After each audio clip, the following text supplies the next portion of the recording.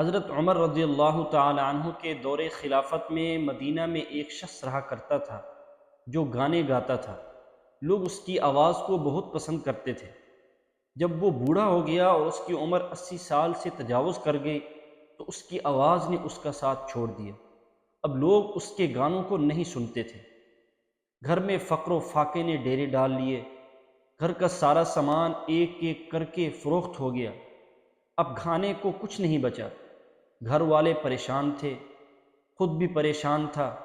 اس لیے ایک دن وہ تنگ آ کر جنت البقیع میں چلا گیا اور گڑ گڑا کر دعائیں کرنے لگا، رو رو کر اللہ سے مانگنے لگا کہ میری حاجت ہے، گھر والے پریشان ہیں، کھانے کو کچھ نہیں ہے، بات کوئی سنتا نہیں ہے، اب تیرے سوا میرا کوئی نہیں ہے، اب تو ہی سن لے۔ یہ رو رو کر آوازیں دے رہا تھا۔ حضرت عمر رضی اللہ تعالی عنہ مسجد میں سو رہے تھے کہ خواب میں ایک آواز آئی کہ اٹھو، میرا ایک بندہ جنت البقیع میں مجھے پکار رہا ہے، جاؤ اس کی مدد کو پہنچو۔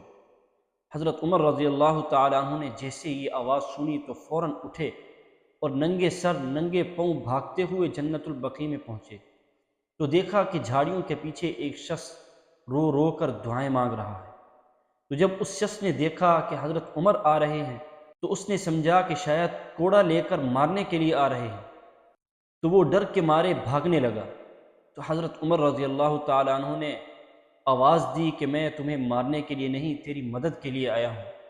تو پھر وہ شخص رکا اور حضرت عمر رضی اللہ تعالی عنہ اس کے پاس پہنچے۔ وہ شخص بولا کہ آپ کو کس نے بھیجا ہے؟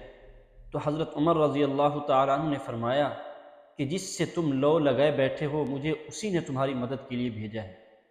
جیسے ہی اس شخص کا یہ سننا تھا کہ وہ گھٹنوں کے بل گر پڑا اور دھاڑیں مار مار کر رونے لگا اور کہنے لگا، اے اللہ، میں نے ساری زندگی تجھے بھلائے رکھا اور تجھے یاد بھی کیا، بلایا بھی تو صرف اپنی روٹی کے لیے، اس پر بھی تو نے لبیک کہہ دیا اور اتنے عظیم شخص کو میری مدد کے لیے بھیج دیا۔ یہ کہہ رہا تھا کہ اے اللہ مجھے معاف کر دے، مجھے معاف کر دے۔ یہ کہتے کہتے اس دنیا سے رخصت ہو گیا۔ حضرت عمر رضی اللہ تعالی عنہ نے اس شخص کا جنازہ پڑھایا اور اس کے گھر والوں کے لیے بیت المال سے وظیفہ مقرر کر دیا۔ بے شک اللہ تعالیٰ بہت ہی بخشش کرنے والے، رحم کرنے والے ہیں۔ اللہ تعالیٰ ہمیں توبہ کرنے کی، استغفار کرنے کی توفیق عطا فرمائے۔